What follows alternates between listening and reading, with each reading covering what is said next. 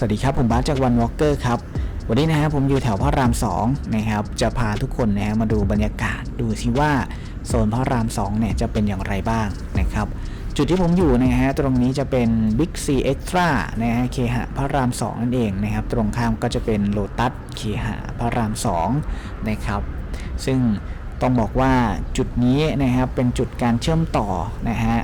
ผู้ที่จะเดินทางนะไปทางสมุทรสาครนะหรือว่าถนนเพชรเกษมก็ได้นะครับก็จะเชื่อมต่อทั้งรถเมล์นะรถกระป๋องเล็ก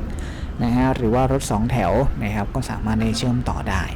นะครับแล้วก็ที่สำคัญนะครับด้านหน้าบิ๊กซีนะฮะมีตลาดนะครับซึ่งเป็นทั้งตลาดเช้าแล้วก็ตลาดเย็นนะฮะก็ผู้คนพลุกพล่านตลอดนะครับทั้งช่วงเช้าและช่วงเย็นนะก็เดี๋ยววันนี้จะพาทุกคนไปเดินดูนะในช่วงเย็นๆแบบนี้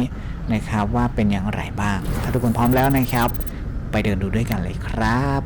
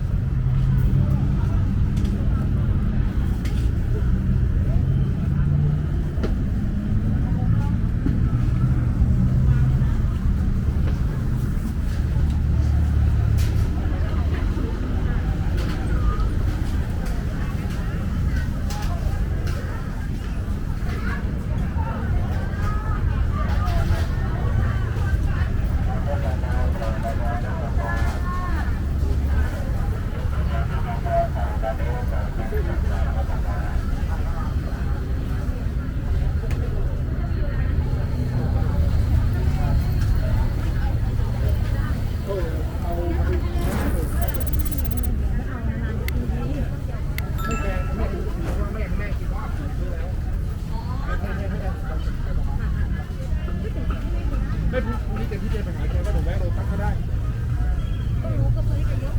เดี๋ยวว่ากันเอาดิเอาเรื่องไหนดีไม่รับได้ติดเลยมั้ย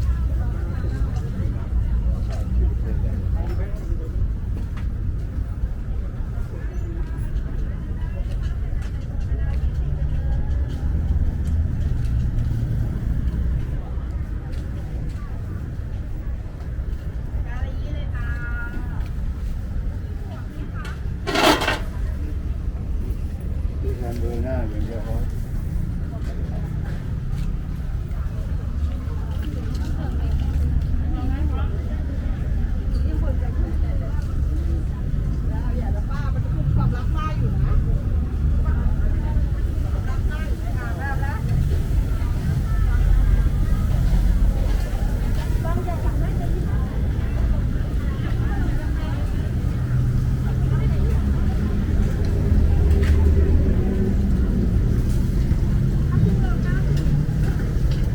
ยังไม่โอ้โหสุกไหม